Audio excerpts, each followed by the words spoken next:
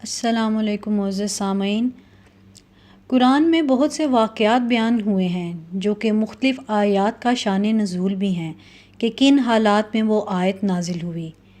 یہ سب جاننے کے لیے تفسیر ابن کثیر جو کہ سب سے زیادہ پڑھی جانے والی مصدقہ تفسیر ہے، عام طور پر قرآن اور حدیث کے متعلق غیر مصدقہ واقعات اور ضعیف احادیث کا ذکر سننے میں ملتا ہے۔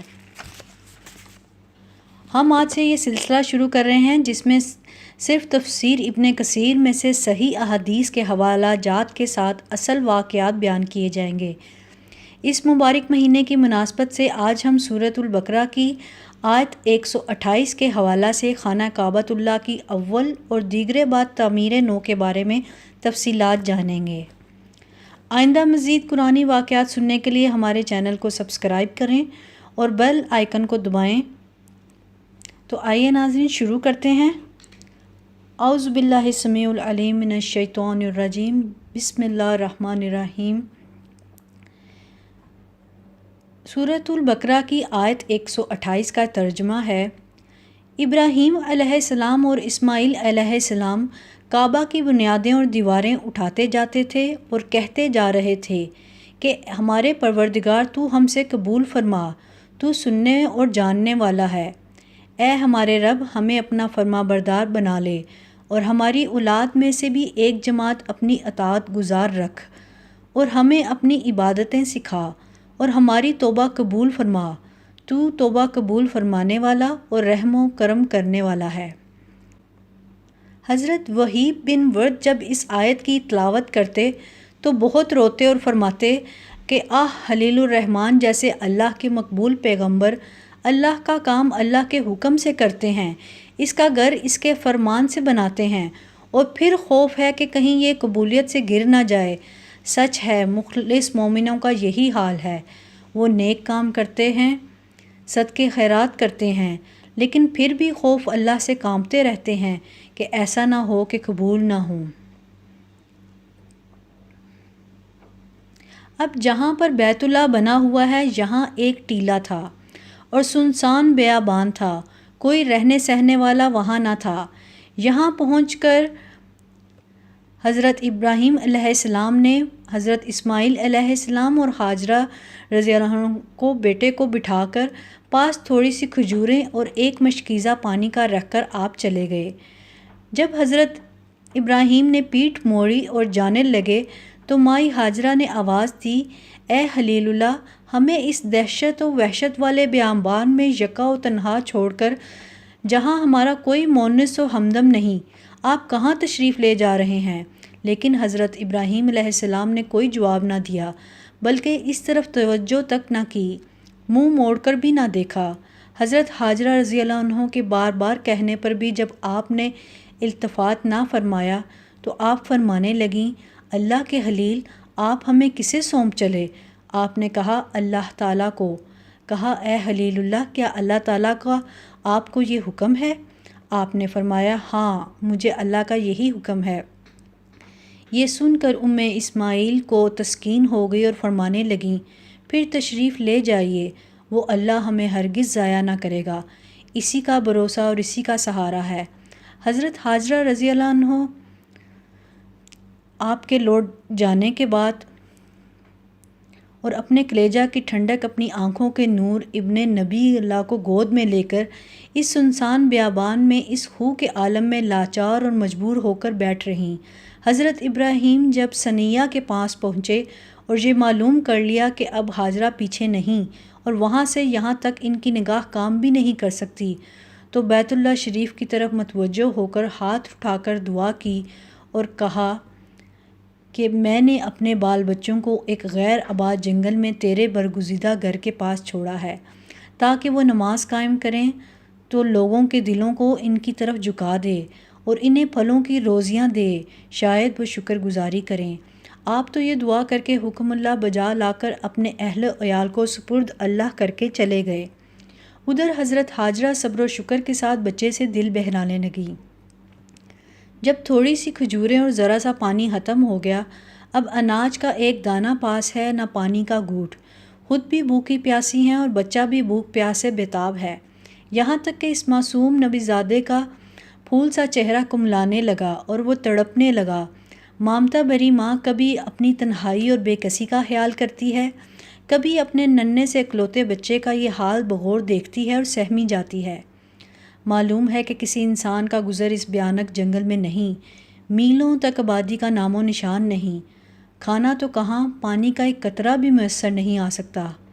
آخر اس ننھی سی جان کا یہ ابتر حال نہیں دیکھا جاتا تو اٹھ کر چلی جاتی ہیں اور صفا پہاڑ جو پاس ہی تھا اس پر چڑھ جاتی ہیں اور میدان کی طرف نظریں دوڑاتی ہیں کہ کوئی آتا جاتا نظر آئے، لیکن نگاہیں مایوسی کے ساتھ چاروں طرف سے واپس آتی ہیں تو اتر کر وادی میں پہنچ کر دامن اٹھا کر دوڑتی ہوئی مروہ پہاڑ کی طرف جاتی ہیں۔ اس پر چڑھ کر نگاہیں چاروں طرف ڈالتی ہیں اور کسی کو بھی نہ دیکھ کر پھر وہاں سے اتر آتی ہیں، اور اسی طرح درمیانی تھوڑا سا حصہ دوڑ کر باقی حصہ جلدی جلدی طے کر کے پھر صفا پر چڑھتی ہیں۔ اسی طرح 7 مرتبہ کرتی ہیں۔ ہر بار آ کر بچہ کو دیکھ جاتی ہیں کہ اس کی حالت ساتھ بساتھ بگڑتی جا رہی ہے۔ رسول اللہ صلی اللہ علیہ وسلم فرماتے ہیں، صفا مروہ کی سعی جو حاجی کرتے ہیں اس کی ابتدا یہیں سے ہوئی۔ 7ویں مرتبہ جب حضرت حاجرہ رضی اللہ عنہ مروہ پر آتی ہیں تو کچھ آواز کان میں پڑتی ہے۔ آپ خاموش ہو کر احتیاط کے ساتھ اس کی طرف متوجہ ہوتی ہیں کہ یہ کیسی آواز ہے۔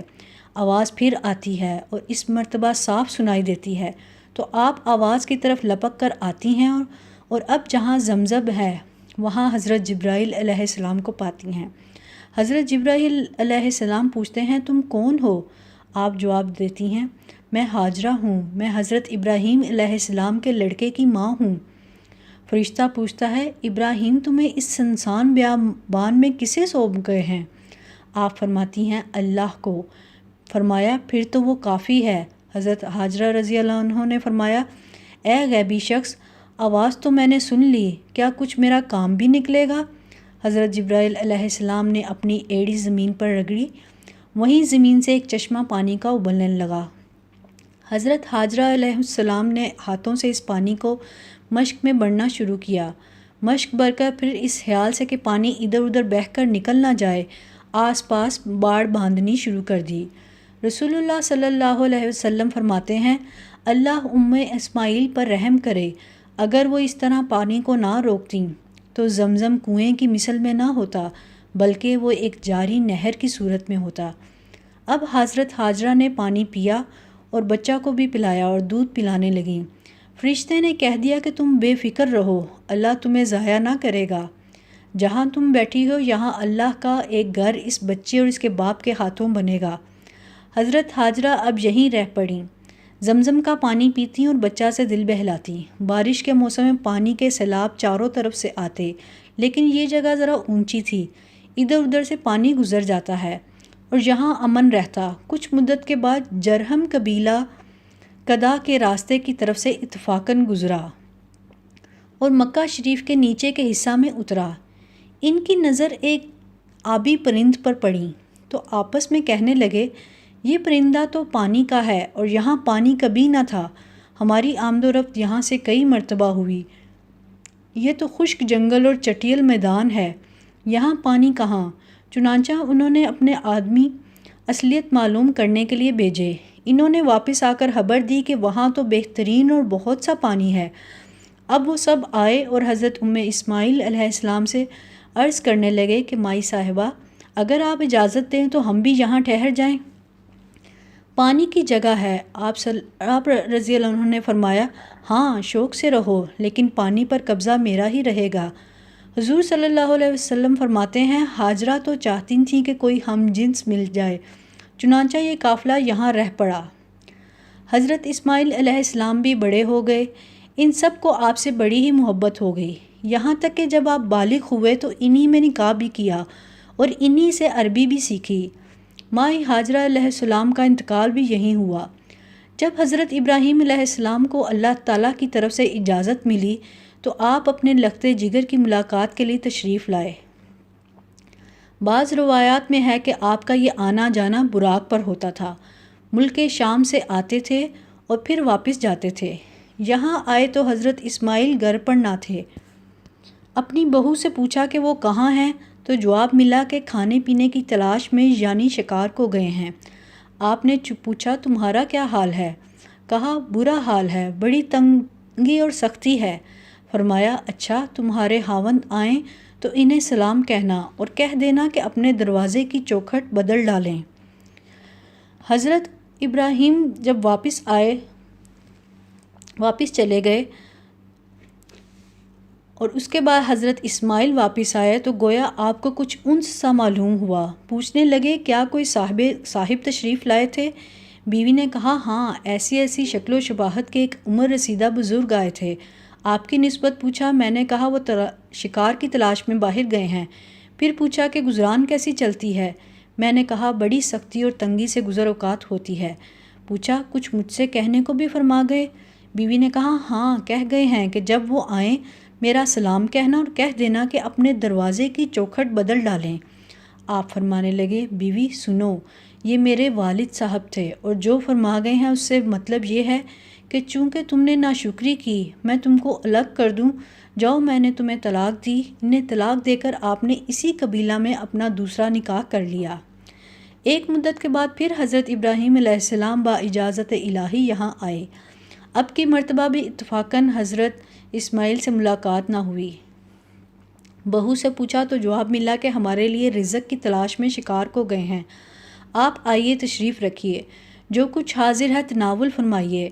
آپ نے فرمایا یہ تو بتاؤ کہ گزر بسر کیسی ہوتی ہے، کیا حال ہے؟ جواب ملا الحمدللہ، ہم خیریت سے ہیں اور بفضل اللہ کشادگی اور راحت ہے، اللہ کا بڑا شکر ہے۔ حضرت ابراہیم علیہ السلام نے کہا تمہاری خوراک کیا ہے؟ کہا گوشت۔ پوچھا تم پیتے کیا ہو؟ جواب ملا پانی۔ آپ نے دعا کی کہ پروردگار انہیں گوشت اور پانی میں برکت دے۔ رسول اللہ صلی اللہ علیہ وسلم فرماتے ہیں اگر اناج ان کے پاس ہوتا اور یہ کہتیں تو حضرت ابراہیم علیہ السلام ان کے لیے اناج کی برکت کی بھی دعا کرتے۔ اب اس دعا کی برکت سے اہل مکہ صرف گوشت اور پانی پر گزر کر سکتے ہیں اور لوگ نہیں کر سکتے۔ آپ نے فرمایا اچھا، میں تو جا رہا ہوں، تم اپنے میاں کو میرا سلام کہنا اور کہنا کہ وہ اپنی چوکھٹ کو ثابت اور آباد رکھیں۔ اذا بعد حضرت اسماعیل آئے، سارا واقعہ معلوم ہوا۔ آپ نے فرمایا یہ میرے والد مکرم تھے، مجھے حکم دے گئے ہیں کہ میں تمہیں الگ نہ کروں، تم شکر گزار ہو۔ پھر ایک مدت کے بعد حضرت ابراہیم علیہ السلام کو اجازت ملی اور آپ تشریف لائے تو حضرت اسماعیل کو علیہ السلام کو زمزم کے پاس ایک ٹیلے پر تیر سیدھے کرتے ہوئے پایا۔ حضرت اسماعیل باپ کو دیکھتے ہی کھڑے ہو کر باادب ملے۔ جب باپ بیٹے ملے تو حضرت ابراہیم علیہ السلام نے فرمایا اے اسماعیل، مجھے اللہ کا ایک حکم ہوا ہے۔ آپ نے فرمایا ابا جان، جو حکم ہوا ہو اس کی تعمیل کیجیے۔ کہا بیٹا تمہیں بھی میرا ساتھ دینا پڑے گا۔ عرض کرنے لگے میں حاضر ہوں۔ کہا اس جگہ اللہ کا ایک گھر بنانا ہے۔ کہنے لگے بہت بہتر۔ اب باپ بیٹوں نے بیت اللہ کی بنیاد رکھی اور دیواریں اونچی کرنی شروع کیں۔ حضرت اسماعیل پتھر لا لا کر دیتے جاتے تھے اور حضرت ابراہیم چنتے جاتے تھے۔ جب یہ دیواریں قدرے اونچی ہو گئیں تو حضرت اسماعیل یہ پتھر یعنی مقام ابراہیم کا پتھر لائے۔ اس اونچے پتھر پر کھڑے ہو کر حضرت ابراہیم کعبہ کے پتھر رکھتے جاتے تھے اور دونوں باپ بیٹے یہ دعا مانگتے جاتے تھے کہ باری تعالیٰ تو ہماری اس ناچیز خدمت کو قبول فرمانا، تو سننے اور جاننے والا ہے۔ ایک صحیح حدیث میں یہ بھی ہے کہ حضرت اسماعیل علیہ السلام کے بدلے جو دمبا ذبح ہوا تھا اس کے سینگ بھی کعبۃ اللہ میں تھے۔ اوپر کی لمبی روایت بروایت حضرت علی رضی اللہ عنہ بھی مروی ہے۔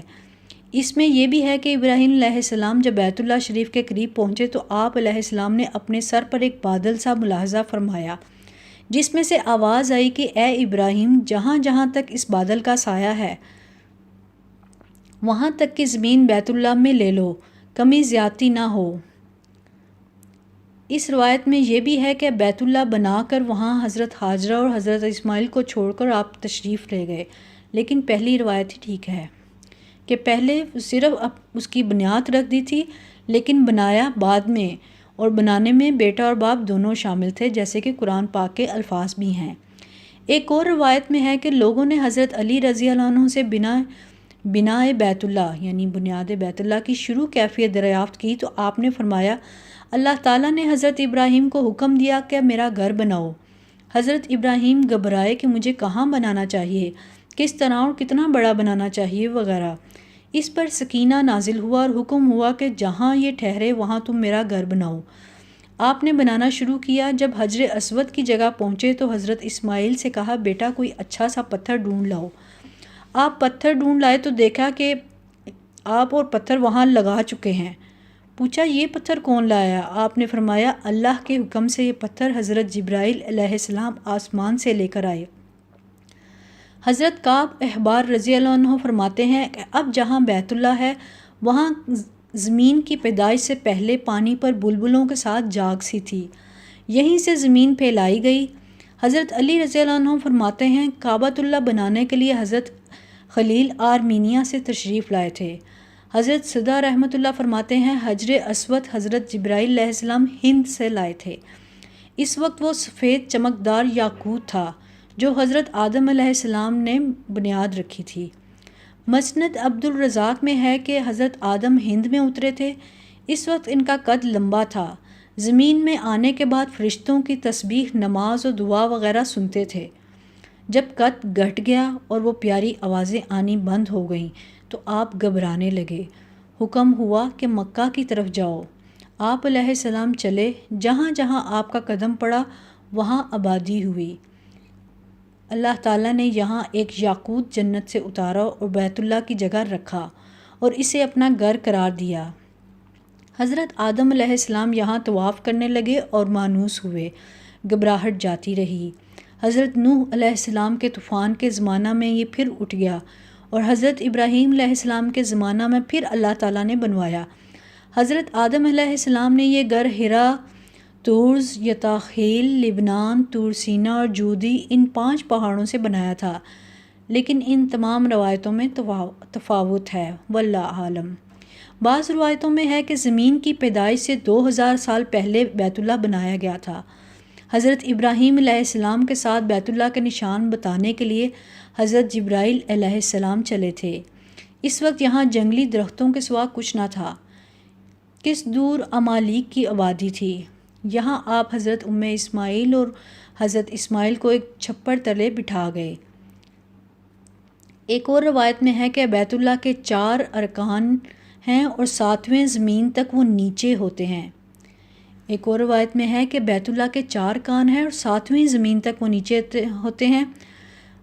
ایک یہ بھی روایت ہے کہ ذوالقرنین جب یہاں پہنچے اور حضرت ابراہیم علیہ السلام کو بیت اللہ بناتے ہوئے دیکھا تو پوچھا یہ کیا کر رہے ہو؟ انہوں نے کہا اللہ کے حکم سے اس کا گھر بنا رہے ہیں۔ پوچھا کیا دلیل؟ کہا یہ بھیڑیں گواہی دیں گی۔ 5 بھیڑوں نے کہا ہم گواہی دیتی ہیں کہ یہ دونوں اللہ کے مامور ہیں۔ ذوالقرنین خوش ہو گئے اور کہنے لگے میں نے مان لیا۔ الرزقی کی تاریخ مکہ میں ہے کہ ذوالقرنین نے خلیل اللہ اور ذبیح اللہ کے ساتھ بیت اللہ کا طواف کیا، واللہ عالم۔ حضرت عائشہ رضی اللہ عنہ فرماتی ہیں کہ رسول اللہ صلی اللہ علیہ وسلم نے فرمایا کیا تم نہیں دیکھتی کہ تمہاری قوم نے جب بیت اللہ بنایا تو قواعد ابراہیم سے گٹا دیا؟ میں نے کہا حضور صلی اللہ علیہ وسلم آپ اسے بڑھا کر اصلی بنا کر دیں۔ فرمایا کہ اگر تیری قوم کا اسلام تازہ اور ان کا زمانہ کفر قریب نہ ہوتا تو میں ایسا کر لیتا۔ حضرت عبداللہ بن عمر رضی اللہ عنہ کو جب یہ حدیث پہنچی تو فرمانے لگے شاید یہی وجہ ہے کہ رسول اللہ صلی اللہ علیہ وسلم حجر اسود کے پاس کے 2 ستونوں کو چھوتے نہ تھے۔ صحیح مسلم شریف میں ہے حضور صلی اللہ علیہ وسلم فرماتے ہیں اے عائشہ اگر تیری قوم کا جاہلیت کا زمانہ نہ ہوتا تو میں کعبہ کے خزانوں کو اللہ کی راہ میں ہیرات کر ڈالتا اور دروازے کو زمین دوز کر دیتا اور حتیم کو بیت اللہ میں داخل کر دیتا۔ صحیح بخاری میں یہ بھی ہے کہ میں اس کا دوسرا دروازہ بھی بنا دیتا، ایک آنے کے لیے اور دوسرا جانے کے لیے۔ چنانچہ ابن زبیر رضی اللہ عنہ نے اپنے زمانہ خلافت میں ایسا ہی کیا۔ ایک اور روایت میں ہے کہ اسے میں دوبارہ بنائے ابراہیمی پر بناتا، اور روایت میں ہے کہ ایک دروازہ مشرق رخ کرتا اور دوسرا مغرب رخ، اور 6 ہاتھ حتیم کو اس میں داخل کر لیتا، جسے قریش نے باہر کر دیا ہے۔ نبی صلی اللہ علیہ وسلم کی نبوت سے 5 سال پہلے قریش نے نئے سرے سے کعبہ بنایا تھا۔ اس کا مفصل ذکر ملاحظہ ہو۔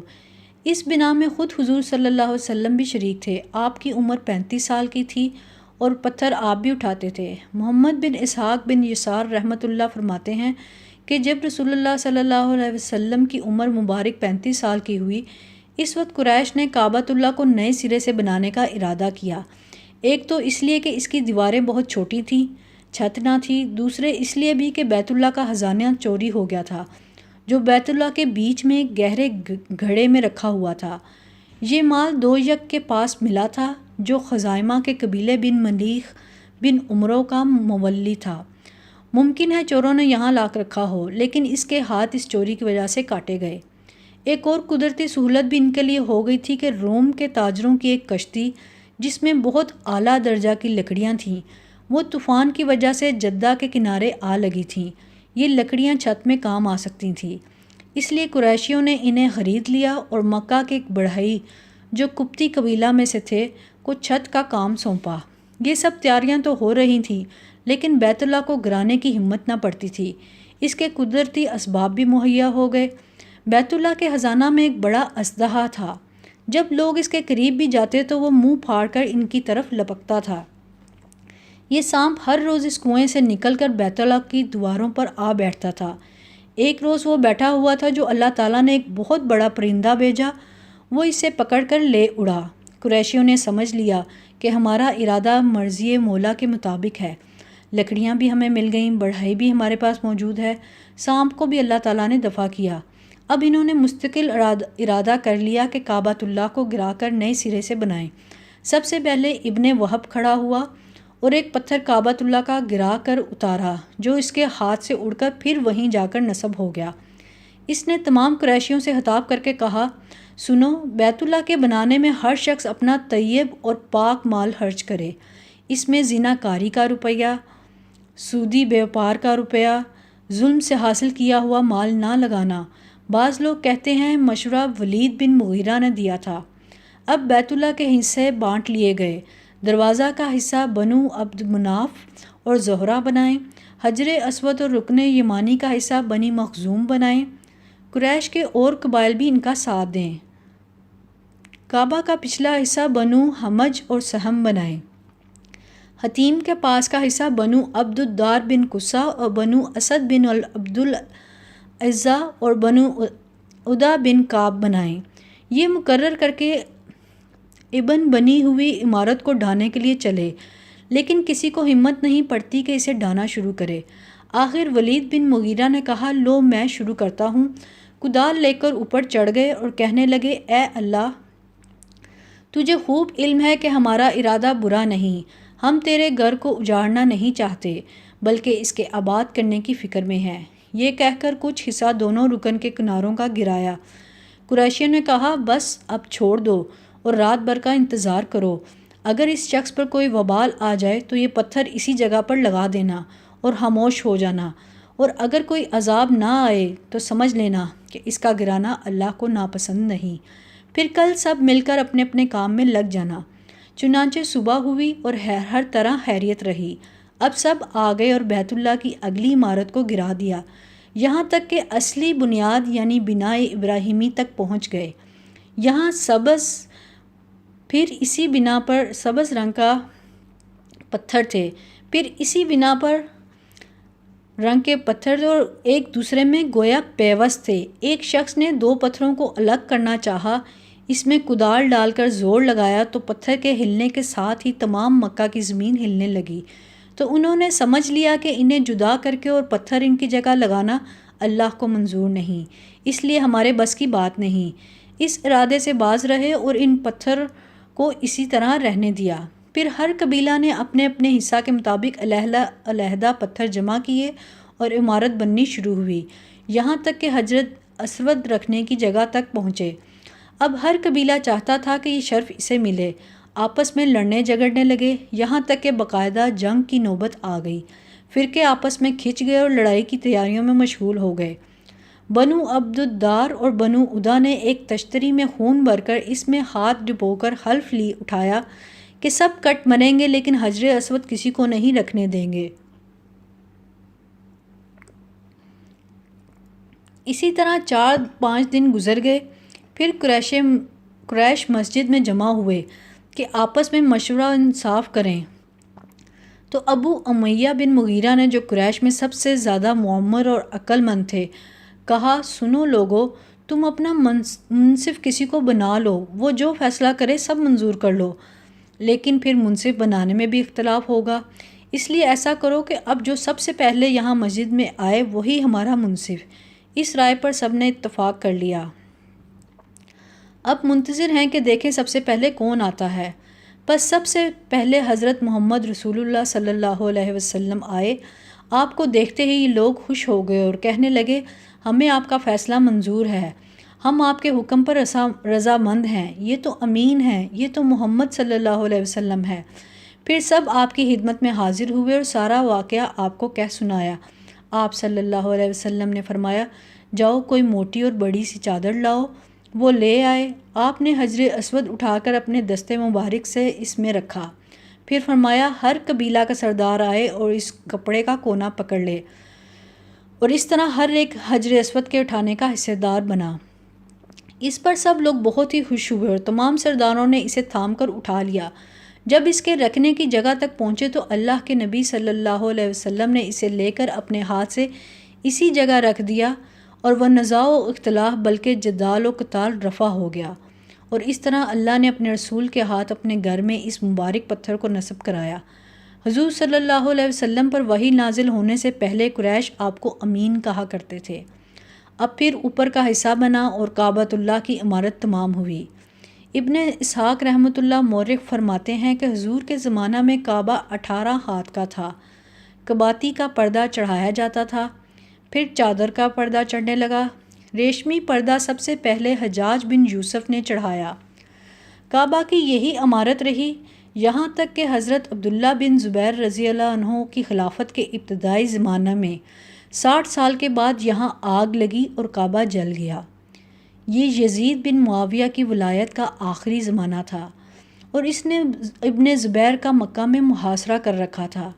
ان دنوں میں خلیفہ مکہ حضرت عبداللہ بن زبیر رضی اللہ عنہ نے اپنی خالہ حضرت عائشہ صدیقہ رضی اللہ عنہ سے جو حدیث سنی تھی، اسی کے مطابق حضور صلی اللہ علیہ وسلم کی تمنا پر بیت اللہ کو گرا کر ابراہیمی قواعد پر بنایا، حتیم اندر شامل کر لیا، مشرق و مغرب 2 دروازے رکھے، ایک اندر آنے کا دوسرا باہر جانے کا، اور دروازوں کو زمین کے برابر رکھا۔ آپ کی عمارت کے زمانہ تک کعبۃ اللہ یوں ہی رہا، یہاں تک کہ ظالم حجاج کے ہاتھوں آپ شہید ہوئے۔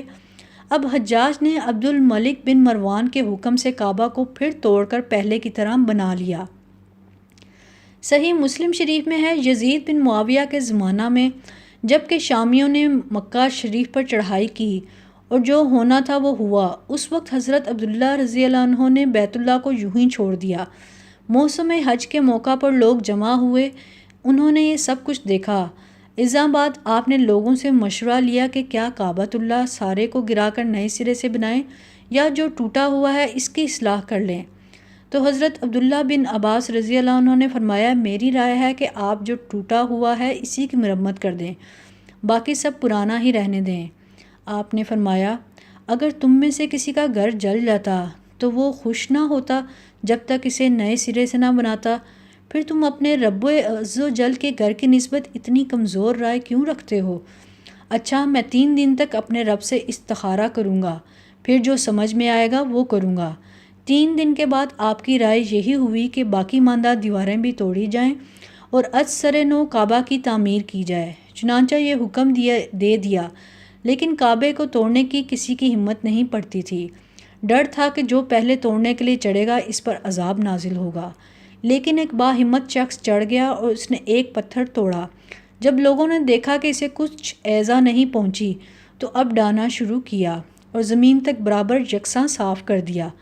اس وقت چاروں طرف ستون کھڑے کر دیے تھے اور ایک کپڑا تان دیا تھا۔ اب بنائے بیت اللہ شروع ہوئی۔ حضرت عبداللہ نے فرمایا میں نے حضرت عائشہ رضی اللہ عنہ سے سنا، وہ کہتی تھیں رسول اللہ صلی اللہ علیہ وسلم نے فرمایا ہے اگر لوگوں کا کفر کا زمانہ قریب نہ ہوتا اور میرے پاس خرچ بھی ہوتا جس سے میں بنا سکوں تو حتیم میں سے 5 ہاتھ بیت اللہ میں لے لیتا اور کعبہ کے 2 دروازے کرتا، ایک آنے کا اور ایک جانے کا۔ حضرت عبداللہ رضی اللہ عنہ نے یہ روایت بیان کر کے فرمایا اب لوگوں کے کفر کا زمانہ قریب کا نہیں رہا، ان سے خوف جاتا رہا اور خزانہ بھی معمور ہے، میرے پاس کافی روپیہ ہے، پھر کوئی وجہ نہیں کہ میں حضور صلی اللہ علیہ وسلم کی تمنا پوری نہ کروں۔ چنانچہ 5 ہاتھ حتیم اندر لے لیا اور اب جو دیوار کھڑی کی تو ٹھیک ابراہیمی بنیاد نظر آنے لگی جو لوگوں نے اپنی آنکھوں سے دیکھ لی، اور اسی پر دیوار کھڑی کی۔ بیت اللہ کا طول 18 ہاتھ تھا، اب جو اس میں 5 ہاتھ اور بڑھ گیا تو چھوٹا ہو گیا، اس لیے طول میں 10 ہاتھ اور بڑھایا گیا اور دروازے بنائے گئے، ایک اندر آنے کا، دوسرا باہر جانے کا۔ ابن زبیر رضی اللہ عنہ کی شہادت کے بعد حجاج نے عبد الملک کو لکھا اور ان سے مشورہ لیا کہ اب کیا کیا جائے۔ یہ بھی لکھ بھیجا کہ مکہ شریف کے عادلوں نے دیکھا ہے ٹھیک حضرت ابراہیم علیہ السلام کی بنیاد پر کعبہ تعمیر ہوا ہے، لیکن عبد الملک نے جواب دیا کہ طول کو تو باقی رہنے دو اور حتیم کو باہر کر دو اور دوسرا دروازہ بند کر دو۔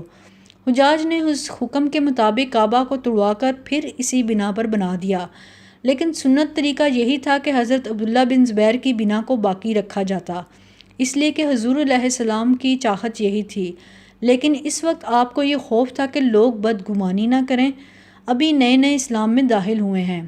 لیکن یہ حدیث عبد الملک بن مروان کو نہیں پہنچی تھی، اس لیے انہوں نے اسے توڑوا دیا۔ جب انہیں حدیث پہنچی تو رنج کرتے تھے اور کہتے تھے کہ کاش ہم یوں ہی رہنے دیتے اور نہ توڑاتے۔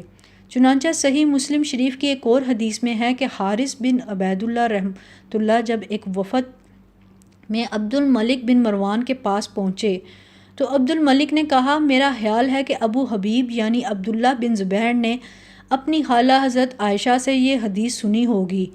حارث نے کہا ضرور سنی تھی، خود میں نے بھی ام المومنین سے سنا ہے۔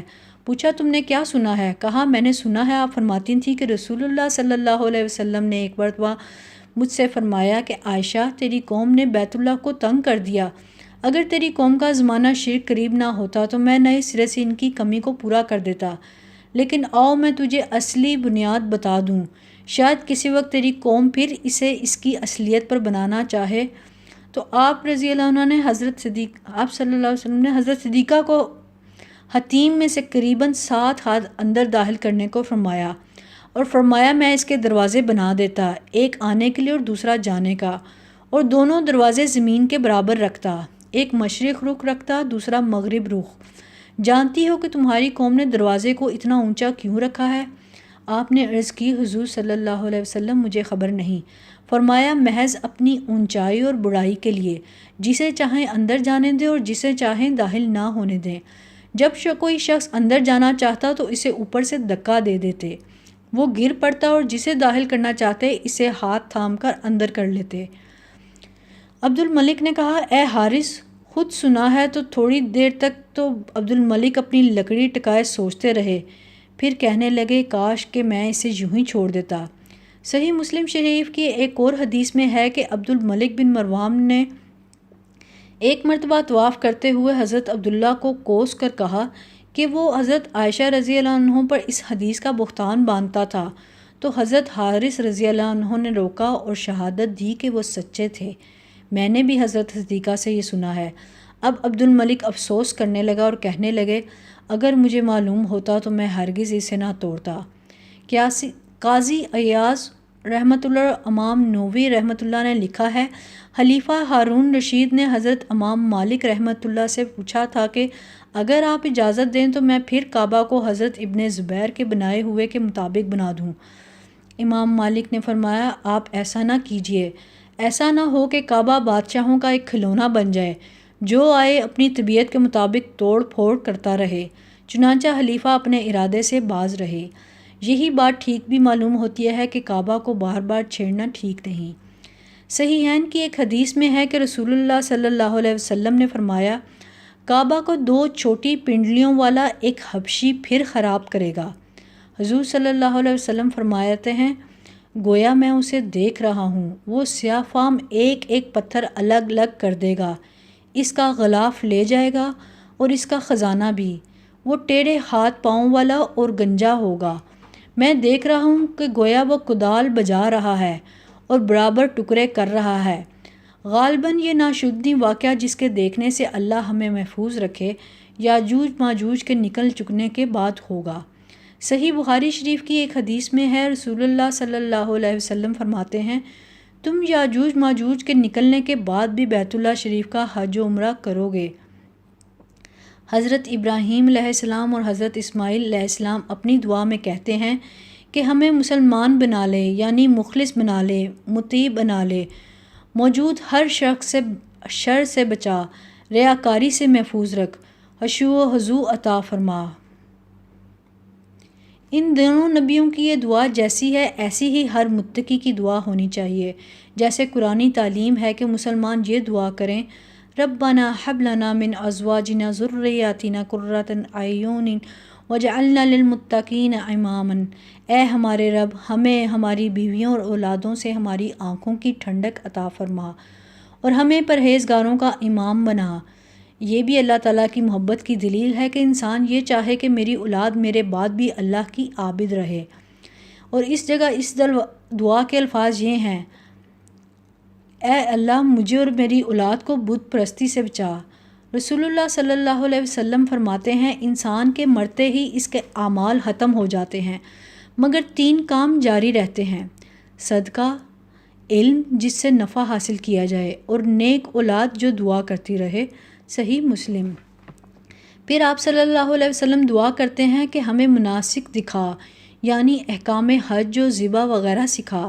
حضرت جبرائیل علیہ السلام آپ کو لے کر کعبہ کی عمارت پوری ہو جانے کے بعد صفا پر آتے ہیں، پھر مروہ پر جاتے ہیں اور فرماتے ہیں یہ شعائر اللہ ہیں۔ پھر منع کی طرف لے چلے۔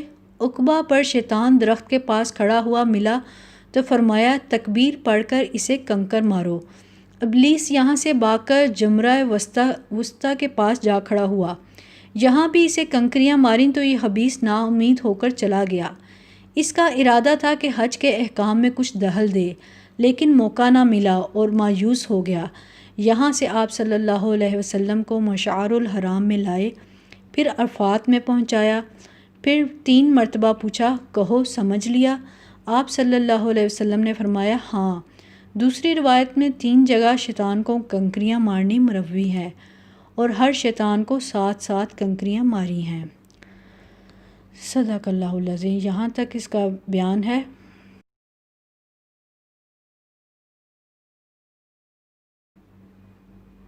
اور یہاں پہ یہ سارا بیان کعبۃ اللہ کے اول بنیاد اور بعد میں کیے گئے ساروں کے مطابق ہے۔ آئندہ بھی ہم اسی طرح تفسیر ابن کثیر میں سے مختلف واقعات پڑھیں گے آپ کے ساتھ۔ ابھی کے لیے اللہ حافظ۔